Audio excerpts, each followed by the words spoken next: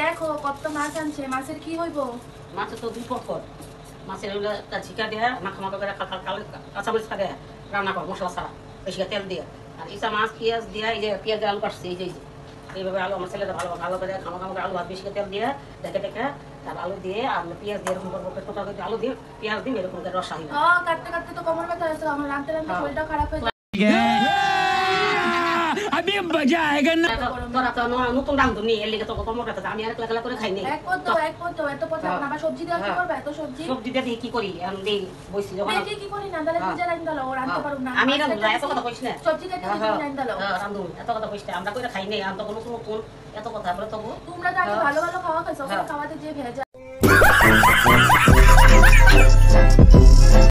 শরীর খারাপ। গরম জলটা ঝেলা দিই, গরম জলটা জিকা সব গরম জলটা ঝেলা দিই, তাইলে ভালো দিই। বেদম তো বুঝলাম, তো খাই তো বাঁচতে লাগবো। এত পদে রান্তে পারুম না গো, এত পদে রান্তে কেমন হইব কথা থেকে এত পদে রান্না তুমি রান্না দাও। আচ্ছা ওই আমি তারা লিখলাম দেখো কত মাছ আছে, কত মাছ খাইবো তো বলা রান্না মাছ আনাও, পাঁচ খাবার গেল, সব কিছু গেল, এখন তো মাছ খাইবো। এত মাছ আনতে লাগে? আনছি ভালো কথা, একটু করে লইতে পারতো না, এক পোয়া করে কাটতেও তো কত সময় লাগে। আরো বেশি হবে না, আমার হাল্লাতে কম আনে মাছ, তো এইটুকু তো আনবো, খাইবো। একটা দুইটা তো খাইবো না, 7-8টা করে মাছ খাইবো, পাতলা মাছ। নাতিরাও খাইবো, নাতিকেও তো লাগবো। কাটো না তো এদিকে